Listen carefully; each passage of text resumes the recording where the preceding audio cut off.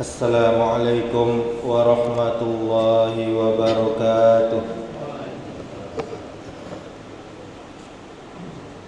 Alhamdulillah alladzi bi ni'matihi tatimmus shalihat. Asyhadu an la ilaha illallah wahdahu la syarika lah wa asyhadu anna Muhammadan abduhu wa rasuluh, amma ba'du.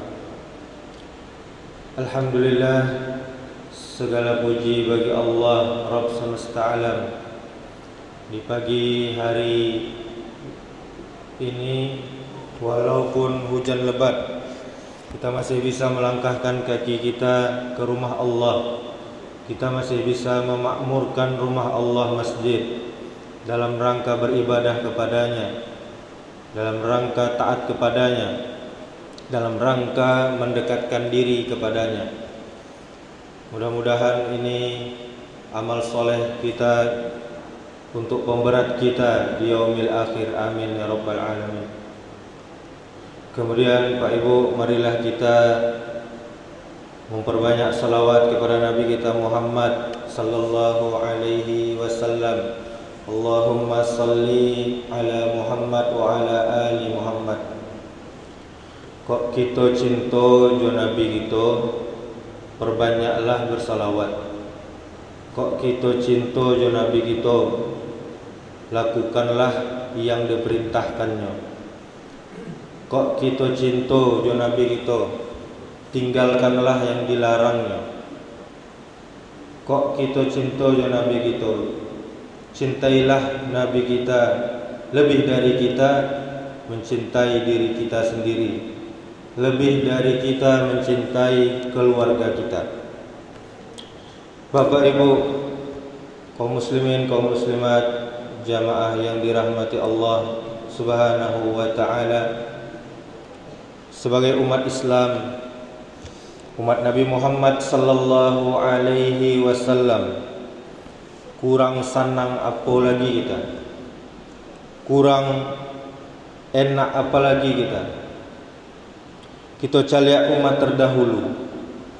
Umat terdahulu babuek doso langsung diazab oleh Allah Subhanahu wa taala dengan azab yang begitu keras dan pedih.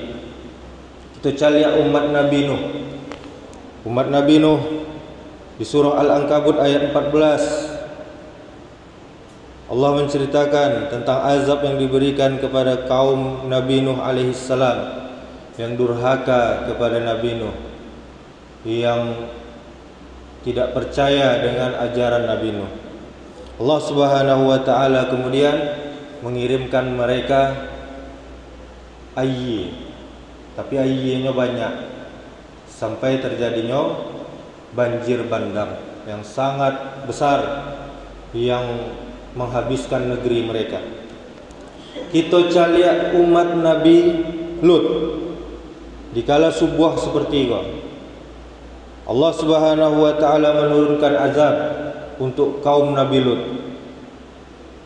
yaitu azab yang sangat dahsyat berupa longsor dan hujan batu di negeri Sadum, negeri Sodom, nama negeri Nabi Lut. Kemudian bebatuan besar datang dari langit menimpa kaum Nabi Lut secara berturut-turut hingga mereka semua binasa. Apa dosoe kaum Nabi Lut tu?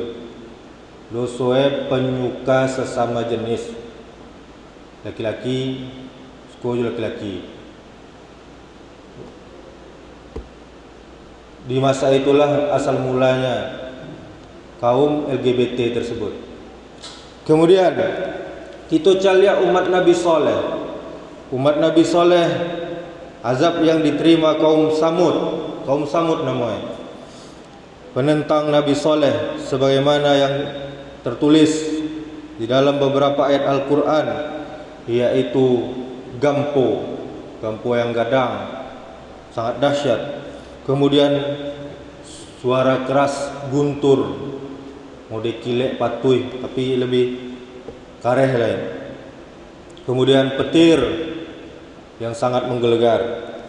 Kemudian kita lihat umat Nabi Musa alaihi salam, azab yang diturunkan kepada Fir'aun. Kita sama-sama tahu, raja di kala itu yang zalim, yang bengis, bahkan mengaku Tuhan, dan bala tentaranya, pengikut-pengikutnya, mereka ditenggelamkan oleh Allah di dalam Laut Merah.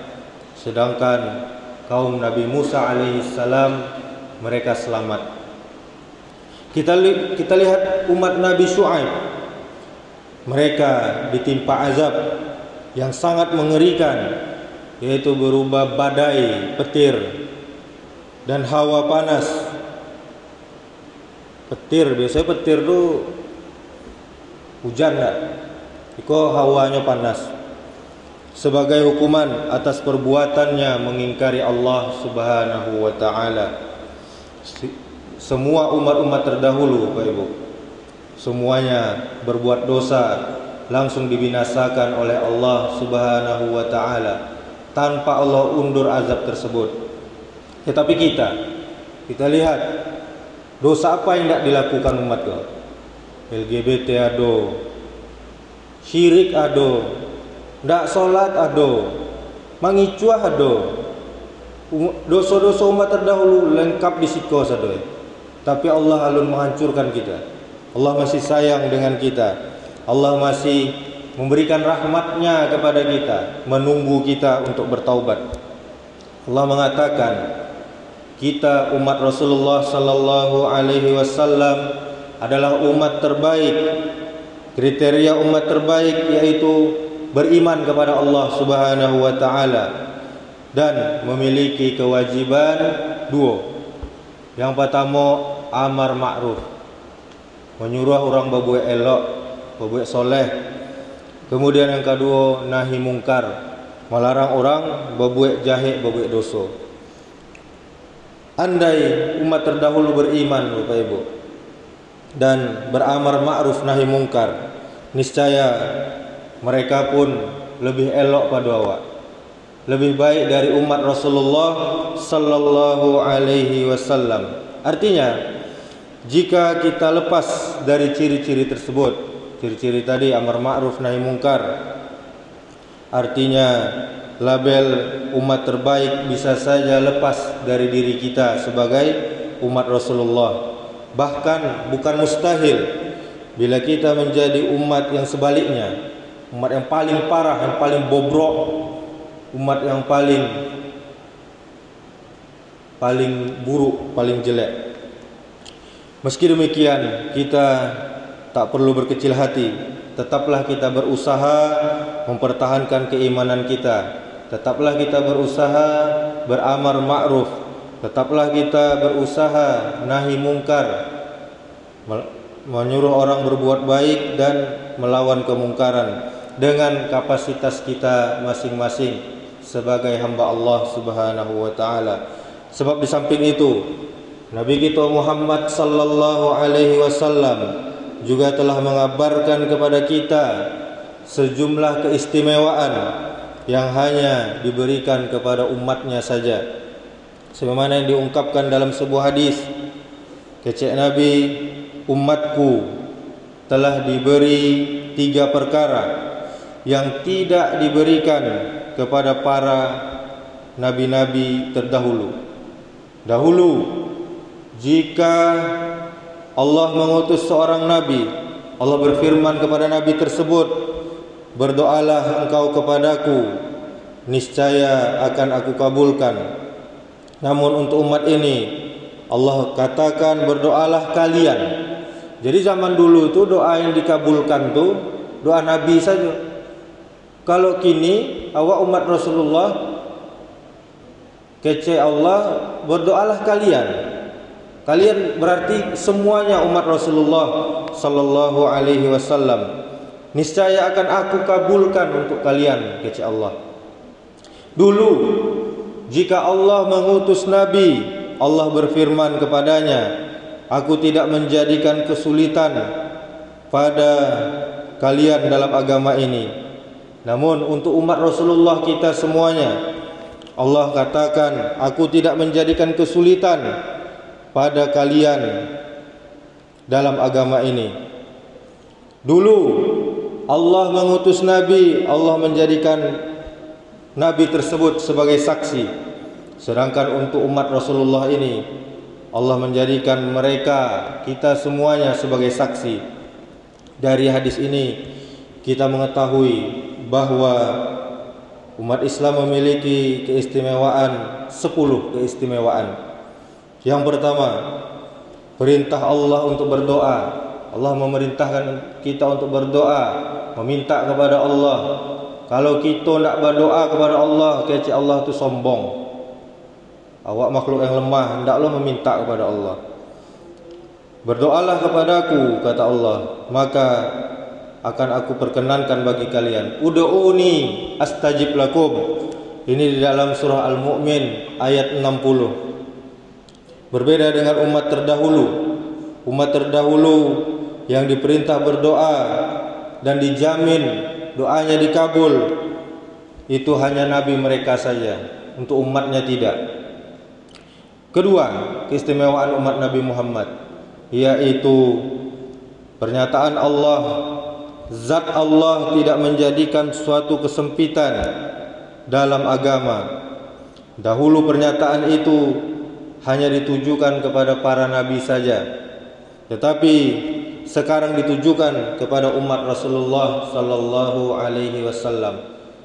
Agama ini mudah, jangan dipersulit. Itulah intinya, maknanya. Dan secara umum di dalam surah Al-Hajj ayat 78 kata Allah, Dia sekali-kali, Dia itu Allah, tidak menjadikan untuk kalian agama ini suatu kesempitan. Kemudian keistimewaan umat Nabi Muhammad sallallahu alaihi wasallam yang ketiga, yaitu pernyataan Allah yang menyatakan bahwa umat Rasulullah sallallahu alaihi wasallam dijadikan umat pilihan sekaligus saksi bagi manusia yang lain. Sementara dulu umat-umat terdahulu Allah hanya menjadikan saksi dari kalangan nabinya saja. Allah berfirman, wa kadzalika ja'alnakum ummatan wasatan litakunu syuhada'a 'alan nasi wa yakuna ar-rasulu 'alaikum syahida. Demikian pula kami telah menjadikan kalian, yaitu umat Islam, umat yang adil dan pilihan, agar kalian menjadi saksi atas perbuatan manusia, dan agar Rasul kalian Muhammad sallallahu alaihi wasallam menjadi saksi atas perbuatan kalian. Ini dalam surah Al-Baqarah ayat 143. Kemudian keistimewaan yang keempat, Bapak Ibu, yaitu kalimat istirja.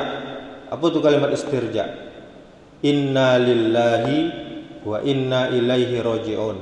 Sungguhnya kami milik Allah dan akan pulang kepada Allah Subhanahu wa taala. Kalimat ini kita baca ketika ada datang musibah. Hal ini sesuai dengan hadis Nabi kita sallallahu alaihi wasallam, umatku diberi sesuatu yang belum diberikan kepada yang lain. Nabi Daud alaihissalam sebelum Nabi kita hanya mengucap ya asafi, yang artinya menyesal sekali ketika mendapat musibah. Sementara umatku diberi perintah untuk mengucapkan kalimat istirja, yaitu inna lillahi wa inna ilaihi raji'un, yang keutamaannya pasti sangat besar. Kata Nabi kita, siapa saja yang mengucapkan kalimat istirja, maka Allah akan menambal musibahnya. Musibahnya itu diringankan oleh Allah, memperbaiki kehidupan akhiratnya, dan memberi pengganti yang lebih baik dari musibah yang dia dapat dengan syarat ridho dan ikhlas. Ini hadis riwayat At-Tabrani. Jadi apabila Bapak Ibu kehilangan barang kita, innalillahi itu tidak hanya ketika ada yang meninggal, tapi terjadi musibah apa saja dalam diri kita, kita ucapkan itu, niscaya Allah akan memberikan ganti yang lebih baik pada musibah kita itu. Kemudian yang kelima yaitu perintah bersalawat. Di dalam perintah bersalawat juga ada keutamaan. Hal ini disampaikan oleh Nabi kita sallallahu alaihi wasallam kepada Abu Thalhah usai kedatangan malaikat Jibril. Setelah Nabi kedatangan malaikat Jibril, Nabi mengecek. Apa kecek Nabi? Baru saja Jibril beranjak dari sisiku. Ia mengabarkan tentang keutamaan umatku. Dia menyampaikan, wahai Muhammad, siapa saja yang bersalawat kepadamu, Jibril mengecekkan Nabi Muhammad, maka Allah akan mencatat untuknya 10 kebaikan, menghapus 10 keburukan, dan mengangkat 10 derajat. Jadi kalau kita berselawat Pak Ibu, kita dapat 3. Yang pertama apa tadi? 10 kebaikan. Yang kedua menghapus 10 keburukan. Yang ketiga mengangkat 10 derajat. Ini dalam hadis riwayat Ibnu Ja'ad. Maka dari itu, Bapak Ibu saudaraku, bersyukurlah kita menjadi umat Muhammad sallallahu alaihi wasallam. Kita bersyukur dengan cara beramal soleh, memperbanyak amal-amal soleh yang diridhoi Allah Subhanahu wa taala, beramar ma'ruf, ajak orang solat, ajak orang bersedekah, ajak orang melakukan amal-amal soleh lainnya. Kita menahi mungkar, caliak ado kesalahan, caliak ado hal-hal yang bertentangan dengan agama, kita larang orang tersebut dari perbuatan dosa dan maksiat. Begitu mudah kita menjadi umat Nabi Muhammad sallallahu alaihi wasallam. Dengan begitu, mudah-mudahan kita pun dapat bertemu dengan orang yang paling mulia yang belum pernah kita ketemui di dunia ini, yaitu Rasulullah sallallahu alaihi wasallam di surga nanti. Amin ya rabbal alamin. Demikianlah, subhanakallahumma wa bihamdika asyhadu an la ilaha illa anta astaghfiruka wa atubu ilaik. Wassalamualaikum warahmatullahi wabarakatuh.